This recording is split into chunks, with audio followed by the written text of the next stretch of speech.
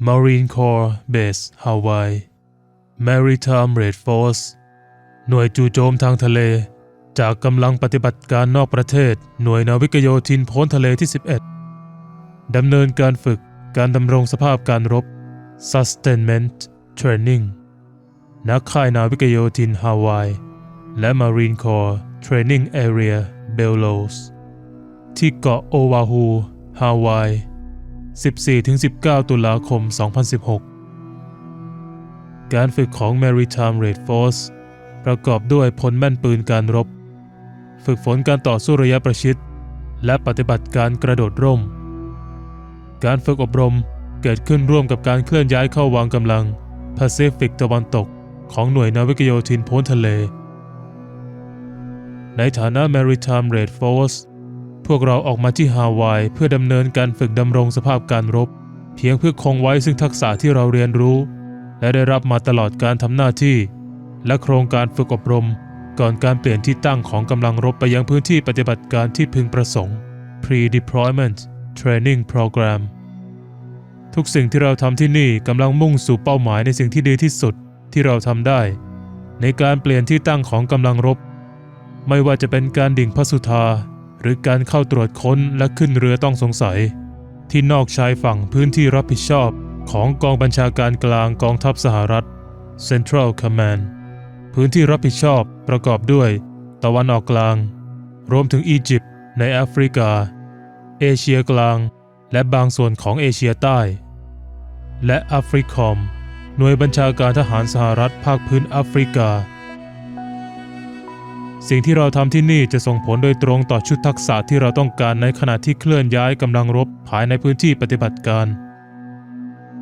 สำหรับการฝึกดำรงสภาพการรบบนฮาวายของเราค่อนข้างให้ความสำคัญไปกับการกระโดดระดับต่ำในระยะเวลาอันสั้นร่มแบบสายดึงประจำที่ Static Line มีเวลาอยู่กลางอากาศจนถึงพื้นเพียง12วินาทีหลังจากการกระโดดออกจากเครื่องและการโดดสูงเปิดร่มสูง High Altitude High Opening กระโดดออกจากอากาศยานที่ระดับความสูงประมาณ 10,000 ถึง 30,000 ฟิตหรืออาจมากกว่านั้นจากพื้นดินแนวคิดการใช้หน่วยแทรกซึมเบื้องสูงที่เราใช้โดยรักษาพื้นที่ทางอากาศในระยะห่างสูงสุดจากภัยคุกคามทางอากาศทุกประเภทการปฏิบัติภารกิจของหน่วยทหารใช้ร่มจำเป็นจะต้องปฏิบัติการรบแบบจู่โจมอาศัยความเร็วและความมืดช่วยในการปกปิดกำบังอาศัยความคล่องแคล่วในการเคลื่อนที่ในระยะต้นโดยมีอากาศยานเป็นพาหนะเคลื่อนที่ทางอากาศที่สามารถหลีกเลี่ยงการขัดขวางของฝ่ายข้าศึกทางพื้นดินได้เพื่อส่งกำลังพลเข้าปฏิบัติการต่อที่หมายทางพื้นดินฮาโลการโดดสูงเปิดร่มต่ำเป็นสิ่งที่เราจะฝึกฝนจริงๆและจะใช้เป็นการกระโดดแบบต่อเนื่องเมื่อเราไม่มีพื้นที่ทางอากาศ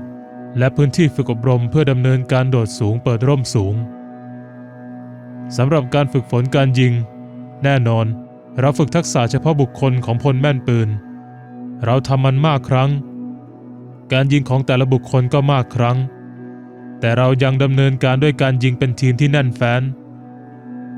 ด้วยเหตุผลที่ชัดเจนถือเป็นสิ่งสำคัญเสมอสำหรับนาวิกโยธินในหน่วยจู่โจมทางทะเลเราได้รับการฝึกยิงกันมาก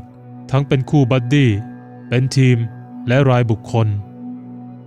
เราทำซ้ำหลายครั้ง